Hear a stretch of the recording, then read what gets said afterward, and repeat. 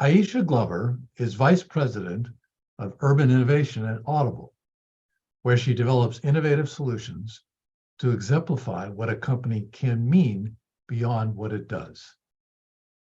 Prior to her work at Audible, she was President and CEO of the Newark Alliance and Invest Newark. Aisha also served as Vice President of External Affairs at the Brooklyn Navy Yard Development Corporation. She holds a master's degree of public administration from Baruch College, and she's also a member of the Heldrick Center's National Advisory Board. Aisha, you are currently Vice President for Urban Innovation at Audible. Please tell me about your work at Audible, the projects you're working on, and what you're seeking to accomplish there. Sure. So I joined Audible in 2020. Audible's headquartered in Newark, made the move in 2007, and I usually like to say on purpose. So the founder, Don Katz, was very intentional about being part of this city's revitalization. So I actually have the privilege of overseeing all of our social and economic impact programs. So we're very much focused on our neighborhood, even though we are a global company, because we're headquartered in Newark. We're trying to be very intentional about how our programs and what we consider interventions really help address some of the barriers and systemic barriers. So that runs the gamut. That looks like business attraction efforts. How do we continue to try to grow the tech and innovation ecosystem in the city of Newark? And so we're prioritizing women founders and founders of color. We have a pretty intensive internship program. So it's not your traditional kind of corporate internship program, 6 to 8 weeks over the summer just for college students and being really exclusive. Instead, it's exclusively for Newark students. It starts in high school, follows them all the way through college, provides a level of support and wraparound services. So, Audible really likes to go deep on a few programs rather than go really far and wide. Another very quick example is we stood up and launched a program during the pandemic called Newark Working Kitchens, which was modeled after World Central Kitchens, which celebrity chef Jose Andres stood up and continues to do all over the world. We kind of took that model and said, how do we make sure that all of the economic gains that the city of Newark has had over the last several years are not lost because of the pandemic? And so to date, we have funded and fundraised over $15 million, which has gone directly to local restaurants. And they, in turn, prepare a certain number of meals every week that we then distribute all over the city. So you can see how a model like that has helped sustain businesses, sustain jobs, really help address what many other downtown cores are facing. And so it's been really inspiring to hear from restaurateurs, particularly those over 50% are minority owned or women owned businesses, for them to say, but for this program, we would have closed. So we're trying to use the same inventiveness, ingenuity, and creativity that we apply to our core business side of the company.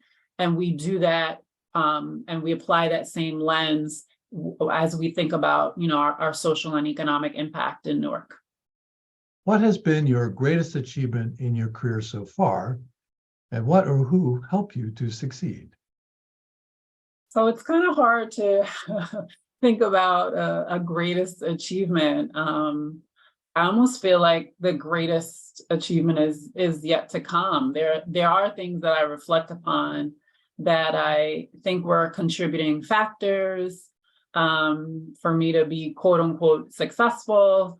And there's a few ideas that immediately come to mind, but I'm not as young as I would like to think I am, but I am still early enough in my career that I'm hopeful that big singular greatest achievement that maybe I write a book about one day has yet to come.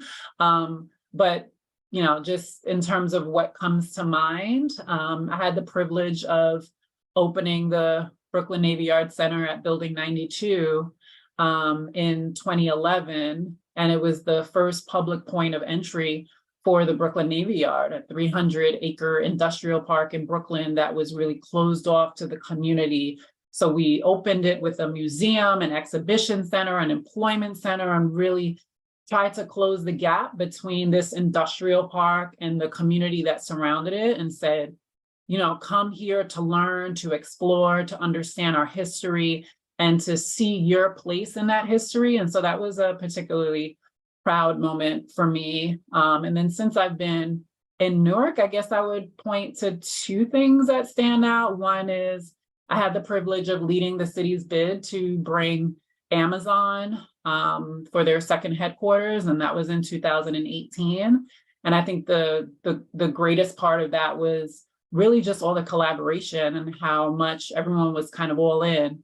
I was managing up to 60 volunteers and contractors, so that wasn't always so fun, but it was really career shaping for me to learn how to manage peers and to lead with influence. But yeah, those are kind of the two most recent examples that come to mind. And then since being at Audible, I've had the privilege of helping to lead Audible's efforts in the newly named Harriet Tubman Park, so renamed from Washington Park, and a phenomenal new monument that's going up where we added audio, so it'll be a fully immersive experience of Harriet Tubman and telling her story and amplifying underrepresented voices.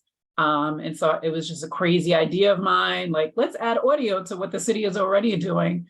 And it ended up being a really phenomenal project and will be game-changing for the entire neighborhood. So those are the few that come to mind. What does Black History Month mean to you? I guess Black History Month means an opportunity for pause, not just celebration, but recognition. I never really thought of it as a singular month or moment in time. I think it really is about being unapologetic and open and honest and recognizing contributions that Black people have made in this country. So yeah, it's more of an opportunity for pause in my mind. Like, we all collectively as Americans need to really absorb all of the contributions that Black people have made in this country. Which Black public figures, either living or deceased, inspire you the most? Black figures that have inspired me, I think it really kind of runs the gamut. I think of well-known public figures.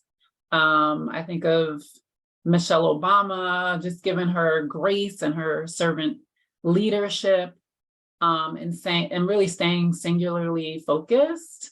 I think of Serena Williams. She is our modern day Jackie Robinson, particularly with the level of ridicule that she has had to go through as a Black woman of a certain stature, and then to rise and be one of the greatest of all time.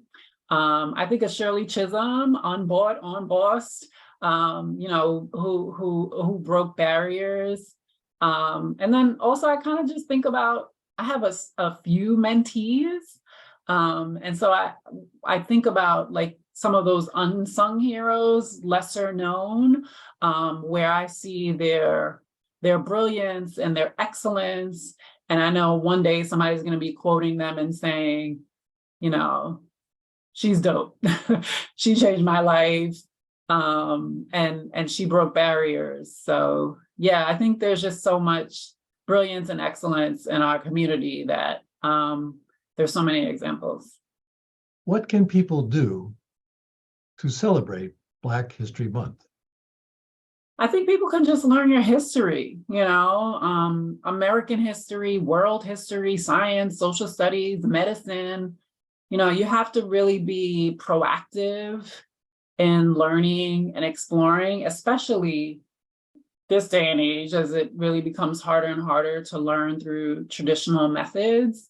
There are things that I still learn that I never learned in school, but fortunately for me, as being half Black and half Puerto Rican, my mother is Puerto Rican and she identifies as an Afro-Latina, and really was intentional about exposing us to our ancestors, our forefathers and foremothers who paved the way and fought for civil rights and human rights and prisoner rights. And so I think just really in the same way that we take on our areas of expertise and our work with a level of intentionality, we need to do the same about education, about learning our history, because there's so much connectivity to what we do today within our respective careers and what we're trying to teach our children, that I think, people just need to really be intentional about having a comprehensive understanding of our collective history.